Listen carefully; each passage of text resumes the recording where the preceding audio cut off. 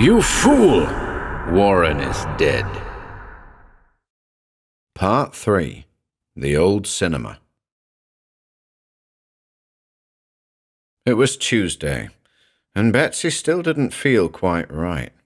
She did all the usual things, got dressed, ate toast, let her dad fuss with her collar. She walked to school with Alan and the others, listening to him complain about fractions and how unfair it was that you had to learn them, even though nobody he knew had ever used one.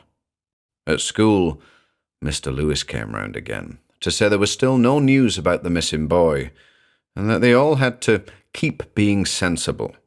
Betsy half expected him to produce the boy from behind his back, miraculously recovered, just to prove grown-ups were right about everything. By 3 p.m., her head was aching. Too many sums, not enough air. And when the bell finally went, the whole class seemed to exhale simultaneously. "Right," Miss Carter said, clapping her hands. "Coats on, straight home, please.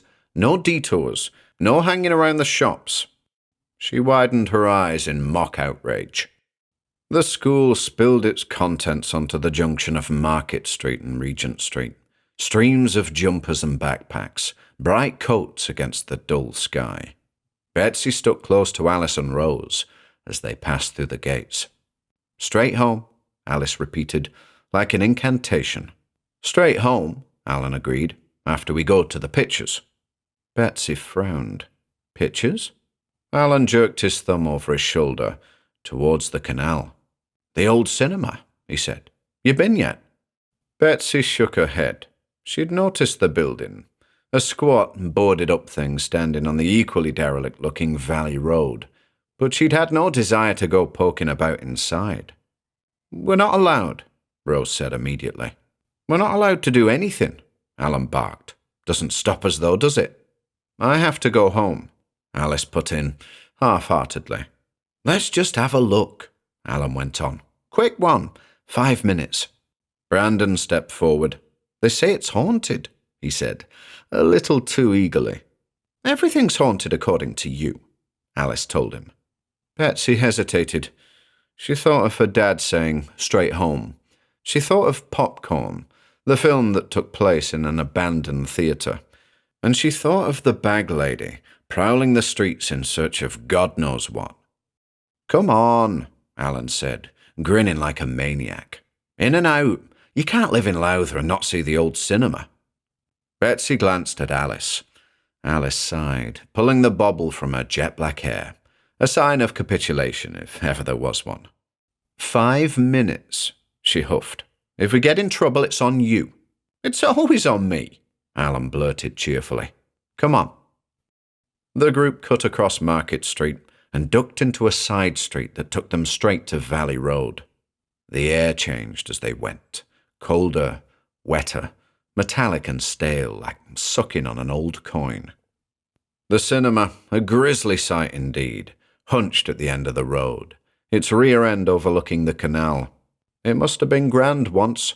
You could see it in the old flourishes, the curved outline of the roof, the ornamental stone around the entrance. Now the doors were sheets of metal, the windows boarded, the weather-beaten lettering little more than a ghostly outline. "My mum used to come here when she was little," Alice said. "Yeah?" Alan mumbled, keenly focused on getting inside. They went round the back, where someone had done the council a favour years before and kicked in a section of plywood. I'm not crawling through there," Rose protested. "I'll go first," Alan said. "Piece of piss." "That's not reassuring," Alice muttered.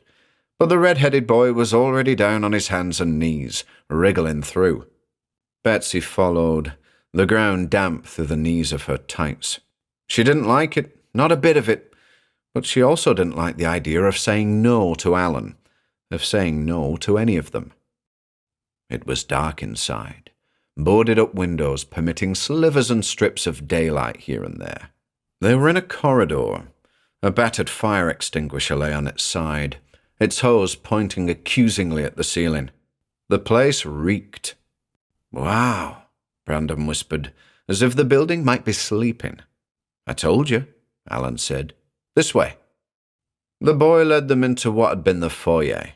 Betsy beheld the big open space, the ticket booth, the ghost of a staircase heading up to a balcony. The carpet under the film of dirt was elaborately patterned, worn flat in wide tracks where feet had once queued for popcorn and other goodies. "This way," Alan said again, and pushed open the double doors that led into the main auditorium. The foul stench intensified. The air had that stale, back-of-your-throat quality indicative of a room shut up for too long. Rows of seats fell away into the gloom, upholstery torn and sagging, stuffing poking out like burst stitches. At the far end, the screen was just a big grey slab, pockmarked and flaking. Betsy's gaze roamed the aisles. In her mind's eye, she saw the ghosts of yesteryear. Dozens of people, kids like her, crammed in to watch the latest flick, the latest blockbuster. Decay was mostly a foreign concept to a 9-year-old, but she contemplated it now, surrounded as she was by the decomposition of decades. "Let's have a look round the back," Alan barked eagerly.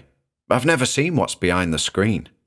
5 minutes, Alice reminded him, her hands held close to her chest defensively. "Then we go home." Alan nodded, as if what she said was a given. They picked their way down the steps, skirting holes in the floor, and slipped through a side door marked "Staff Only." The corridor behind the screen was narrower, darker. Hardly any light made it beyond. I don't like this," Rose whispered.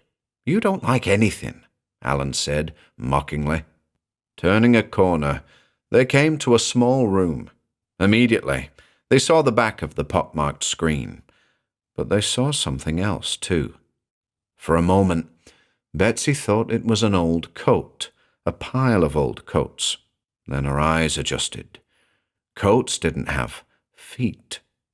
A number of animals were piled there. A cat, its fur matted and pulled. Something that might once have been a badger. A pigeon or two, wings torn and misshapen. The bodies were ragged, chewed, as if something with very sharp teeth had had its way with them. The kids just stood there, gawping. "Told you it was haunted," Brandon managed at last, swallowing audibly. "Foxes," Alan said quickly. "Foxes do that. Or dogs, wild dogs." "Wild dogs?" Alice said faintly. "Here? Well, what else could it be?" Alan demanded, a little too loudly. Betsy's throat was suddenly dry. The sweet, thick stench was intolerable. "We should go," Rose whispered. Her eyes shone, but she was determined not to cry. "Yeah," Alice agreed. "We've seen enough. Time to go."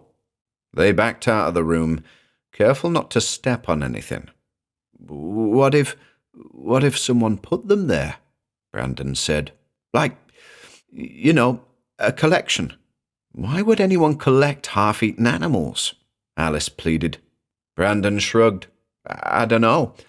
Ask the bag lady." "Don't," Alice said sharply. Alan, for once, let Brandon's comment slide. The boy looked uneasy, shoulders square but eyes flicking down the dark corridor ahead. "Come on," he said again, his voice a quiver. "Let's get out of here." They shuffled on, back along the staff corridor. As they neared the far end, they heard a sound. It was faint at first, a rustle, a scrape, plastic dragged over concrete. Then a muted, horrible squelching noise like old lip smacking. Alan stopped dead, as did everyone else, slamming into each other like shopping trolleys. "What's that?" Rose breathed, fingernails meeting teeth. Alan didn't answer. He edged forward, just enough to peer round the corner. Betsy, heart hammering, leaned too. Alice tugged at her sleeve, but she ignored it. At the end of the corridor, standing in the rectangle of light from a door propped open to the outside, was a figure small and hunched. Layers of clothing shrouded the shape, coat over cardigan, over something else, all in shades of grey and brown that seemed to match the colourless walls. Several carrier bags hung from thin wrists, bulging with indeterminate contents. Further bags, black and numerous, were strewn on the floor around the figure's feet. It was bent at the waist, picking things up from the concrete and bagging them. Its movements were slow and methodical. The kids didn't need Brandon to tell them who the figure was. "The bag lady," Betsy muttered, her big blue eyes shining in the darkness. The bag lady's hair stuck out from under a woolly hat in wiry clumps. Thick glasses sat on her nose, lenses catching the light and hiding whatever lay behind them. Her mouth, if that's what it was a thin slit. There was something off about her face, the head in general, but with the light behind her it was hard to make out. She carried on calmly, lifting scraps from the floor, and every so often made that horrible squelching noise, as if she were tasting what she'd found. Betsy's skin prickled. She knew in that instant that the bodies in the room they'd just left and the things going into those bags were related. Alan had had enough. He jerked his head back, shoved Brandon hard in the chest, and mouthed, "Go." They took off. They went in a stumbling, shoving line back the way they'd come, past the broken seats and the silent screen. They went until they burst back into the foyer, and then out into the pale afternoon, the air outside sharper and cleaner than they'd ever known it to be. "I told you she was real," Brandon gasped. Alice just shook her head.